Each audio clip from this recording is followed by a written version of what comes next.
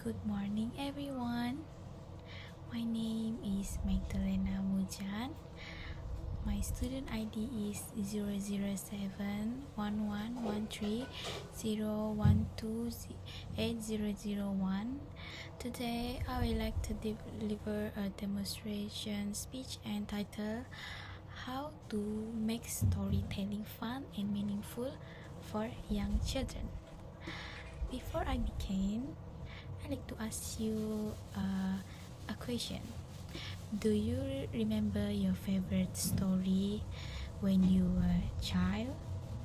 Maybe you don't remember every detail, but I'm sure you still remember how the story made you feel. But I'm sure you still remember how the story made you feel.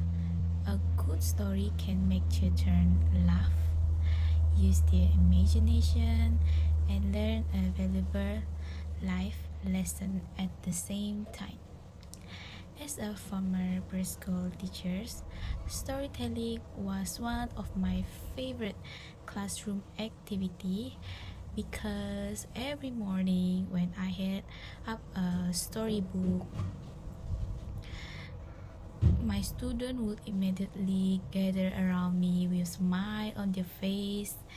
They were always excited to discover what would happen next.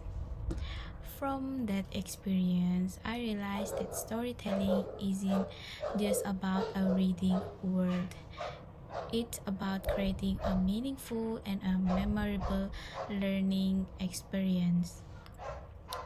Today, I would like to share 5 storytelling tips that anyone can use, whether you are parents, caregiver, kindergarten teachers. First, choose a story that is suitable for the children's age. For example, children aged 3 to 6 years old usually enjoy big books with colorful illustrations, simple sentences, and familiar characters. Young children have short attention spans. If the story is too long or the vocabulary is difficult or a small word, they may quickly lose their interest. I usually choose books with colorful pictures, simple language, and characters that the children will easily understand. A good storybook doesn't have to be long, it just needs to be interesting.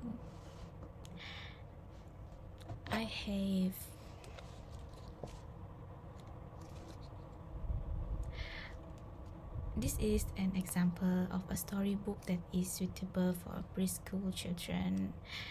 Actually, if you use the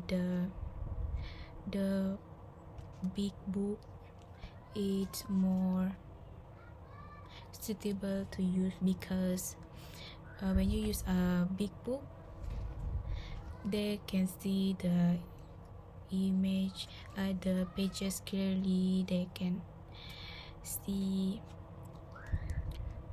the word and the colors and the drawing. The title of this book is The Goldilocks and the 3 Bears. Second, you just don't need to read the story, but you need to perform it. This is the one biggest lesson I learned while teaching children. Doesn't enjoy listening to someone just read with a flat voice. They enjoy watching someone who bring the story to life. For example, you use a small voice like, "Oh no, I'm scared." Then you use a louder voice or a deeper voice like, "Don't worry, I'm here to help. Don't worry, I'm here to help." You can hear the difference. Changing your voice and using facial expression immediately capture children's attention. Sometimes my students laugh so much that they ask me to read the same story again the next day. Third, involve the children in the story. Don't let storytelling become one-way activity. Ask a question. For example, you can ask like, "Oh, what do you think happened next?" Or, "What happened to the Goldilocks?" Even if the answer was unexpected, encourage them to share. When children participate in the storytelling, they will feel like they are part of the story instead of simply just listening to it. Fourth, use a simple movement and visual aids. Young children learn the best when they can see both see and heard. Point to the pictures like this, for example, or like this.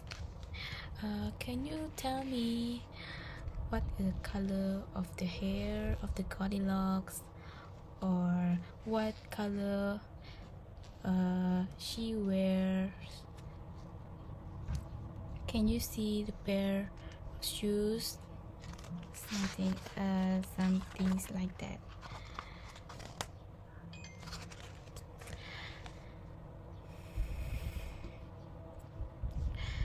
Move your hands, smile, show the expression. Sometimes I even use puppets or simply props. You don't need expensive teaching materials. Even stuffed toys can make a story much more excited and enjoyable. Finally, the end of the story with a meaningful lesson. Every story teaches us something. Before finishing, I will always ask my student, "So, what did you learn today?" Some children will answer, "We would share so we can understand, we can see them whether they understand about the story that we read to them."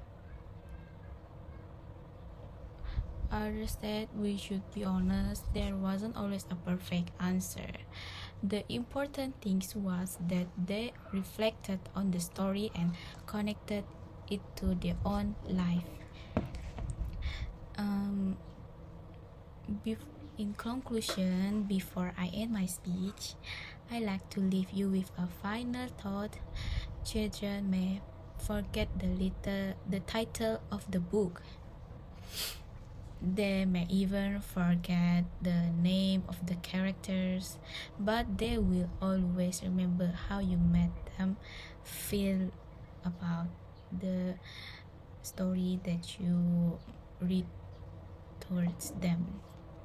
A smile, a funny voice, a simple question you ask them about the storybook, because these small things can turn an ordinary story in a wonderful memories. As a former teacher, I truly believe that a storytelling is one of the most powerful ways to inspire children to love learning. So, next time when you have an opportunity to read a story to a children, you just don't just read it, but bring the story like in reality, so they can feel, they can understand more, they feel what you read towards them. That's all. Thank you for your attention. Have a wonderful day. Bye bye.